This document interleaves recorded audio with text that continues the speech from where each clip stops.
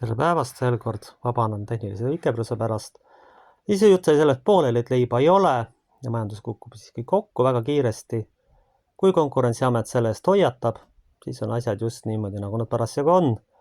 Ja teine tore asi muidugi see on naftatankerid ja muud tankerid, mis põhja lastakse. Sellel on sama eesmärk, tekitada operatsioon nälg. Siis Vene opositsioonikanalist siis kuulsingi seda varianti, et tuleb operatsioon nälg, siis kus hävitatakse loomad, kaubandus ja kõik muud asjad, mis vähegi võimalik on. Et lõpptulemus on siis see, et ongi päris nälg. Me peame lõpuks jõudma arusaamisele, et ongi nüüd moment käes, kas on valida rahva või globalistidele kasulikud idiootide vahel. Ja lõpptulemuseks on see, et toimub häving. Kallid inimesed, ärgake ükskord ometi. Tehke midagi, minge kuskile, lõpetage see jama ära, mis seal Toompeal toimub.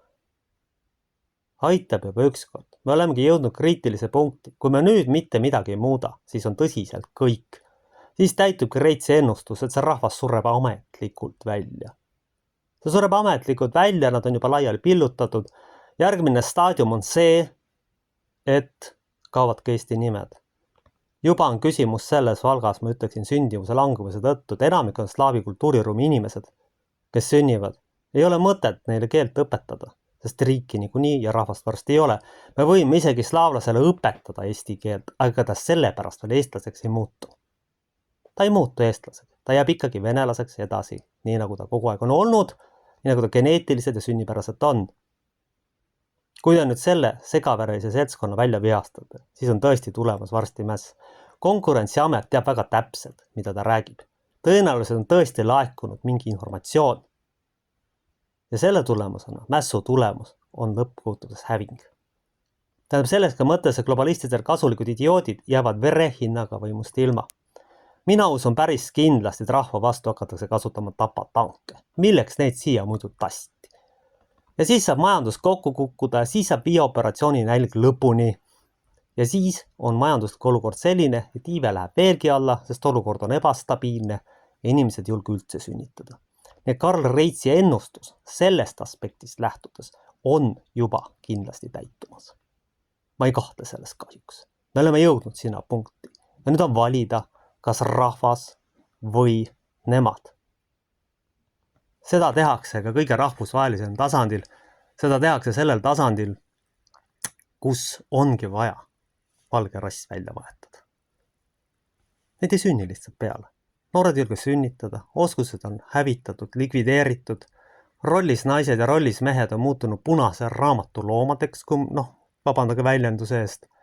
Normaalne rollis mehed on väga raske endale saada naist. Rollinihkega tädisid on kõik kohad täis, kes on võtnud mehe rolli, aga anta andeks, normaalne mees ei ela domineeriva naisolevusega, kes on tegelikult sisuliselt mentaalsed mees. See moment ongi käes. Ja see on tõenäoliselt ka Karl Reitsi üks ennustus, mida ta on välja ütlemata jätnud. Sest Jumala sõnas on öeldud mees olgu mees ja naine olgu naine, see mõte on seal sees. Mind ei huvita liberaalse teoloogia arvamused, mida raske isegi teoloogiaks nimetada, vaid tõde on selles ja fakt on selles, et mees olgu mees ja naine olgu naine. Ja kui ka see olukord on läinud selleni, et ei ole enam niimoodi, siis läheb sündivus alla ja ongi kiirde välja suremis.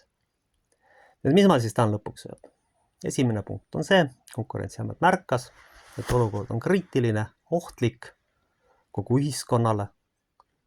Mässu oht on. Majandus kukub kokku, kui maksupoliitika jätkub. See märkus tehti peaministrile, kes on lihtsalt globalistidele kasulik idioot. Ugri tingimuses mitte midagi niisama ei teha, eriti ametlikud ringkonnad, järelikult olukord on niivõrd kriitiline, et oldi sunnitud lihtsalt reageerima sellele situatsioonile, et ei ole enam rohkem valikut. Teine valik on vaikida, aga see ei päde. Nüüd ütlen videos veel kord, et see on nüüd kiirde väljasuremisena ja Reitsi ennustused on täitumas, et see siis kehtestatakse globaliseerimise ja muude selliste maksudega, kus kõik inimestelt ära korjatakse.